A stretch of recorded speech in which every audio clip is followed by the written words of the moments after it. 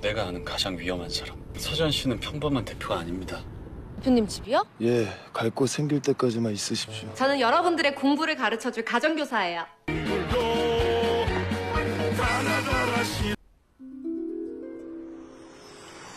대표님 손이 제 머리에.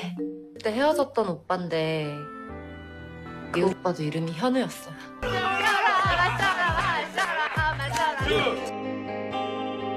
Kali ini Minet akan membahas drama Korea yang berjudul My Sweet Mobster. Tanpa berlama lagi, episode 5, mari kita review. 과 좋아요를 눌러주십시오. Suasana menjadi begitu tegang karena kedatangan jaksa Hyunwoo. Dia juga tampak ketus pada Ji-hwan sang mantan narapidana. Hyunwoo terlihat berapi-api seperti ada dendam pribadi berhadapan langsung dengan Ji-hwan dan membeberkan jika keberadaan Eun-ha di tempat itu bisa sangat berbahaya. Akhirnya Hyunwoo mengajak Eun-ha untuk pulang bersama. Dan dengan nada datar, Ji-hwan pun mengatakan jika hutang Eun-ha sudah lunas. Dalam perjalanan, Hyunwoo mengatakan jika Ji-hwan adalah pria paling berbahaya. Jadi, ia tak boleh didekati. Dan ternyata memang saat muda, Hyunwoo pernah melihat Ji-hwan yang berkelahi dengan gengnya dan menyebabkan kekacauan besar. Juga seorang nenek menjadi tak sadarkan diri. Sementara itu, Eun-ha kembali lagi ke rumah Ji-hwan untuk mengambil barang-barangnya. Namun entah mengapa Ji-hwan mematung ketika diberitahu jika nama wanita di hadapannya itu adalah Ko Eun-ha. Dan karena tak punya tujuan, Eun-ha pergi ke sauna, yang tak sengaja malah bertemu dengan Yang Hong-ki. Ternyata ia telah kabur karena sudah membuat masalah, menghilangkan capnya Ji-hwan untuk mengecap suatu dokumen. Hong-ki mulai bercerita jika dulu ia dijual oleh ayahnya sendiri demi melunasi hutang. Dan saat itulah Hong-ki bertemu dengan Ji-hwan dan membayarkan seluruh hutang ayahnya. Dan naasnya di sauna, keduanya malah bertemu dengan para anak buah geng Miao alias geng kucing. Hong-ki pun dijegal dan dikebuli. Namun tak lama melihat kedatangan Ji-hwan, para anak buah geng kucing itu pun melarikan diri dengan begitu mudah. Nyali mereka seketika ciut. Ternyata Hong-ki telah mengikat kontrak dengan Kang Ye-na sebagai model sosis mereka. Hong-ki membela diri jika itu demi kebaikan perusahaan. Tapi Ji-hwan sudah kecewa berat, jadi mengatakan jika Hong-ki telah gagal membayar hutangnya. Lalu, Eun-ha tiba-tiba diperkenalkan Ji-hwan kepada geng rusa sebagai guru privat mereka. Kenapa bisa begitu?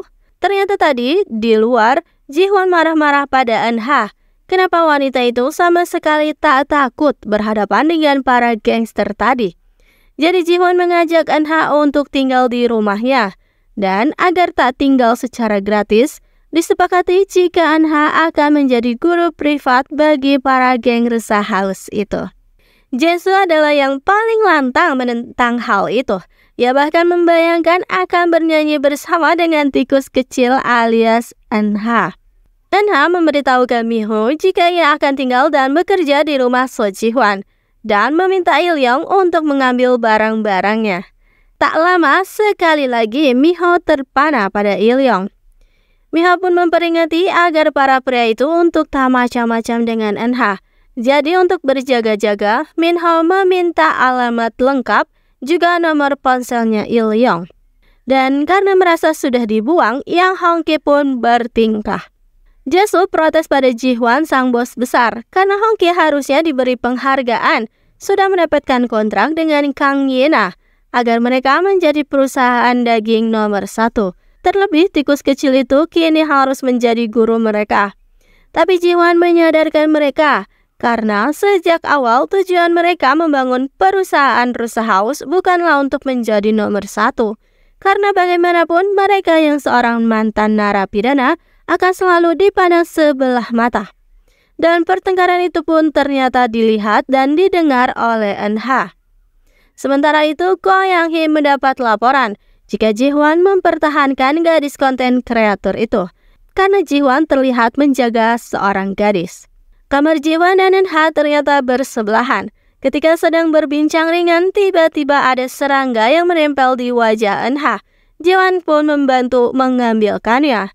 Dan Anha pun langsung kabur karena jantungnya tiba-tiba saja berdegup kencang. Ji-hwan mendapatkan laporan dari Il-yong tentang latar belakang Anha. Entah mengapa Ji-hwan sampai mencari tahu masa lalu Anha. Di malam hari yang gelap, Ji-hwan menyergap seseorang yang tampak seperti penyusup. Tapi ternyata itu adalah Anha. Ji-hwan pun meminta maaf karena ia telah bertindak terlalu siaga.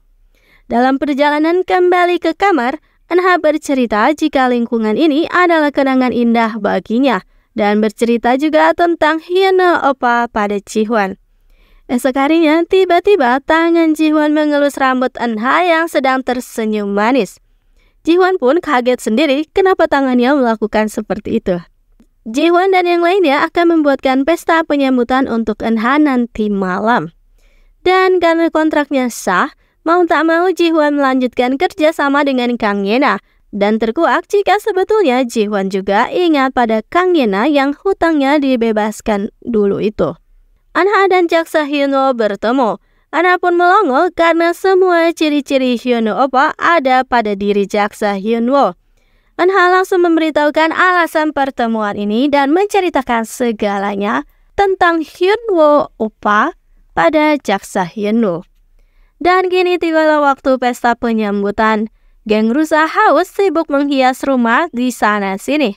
Tapi Jisoo merasa kesal karena Anha bahkan terlambat datang.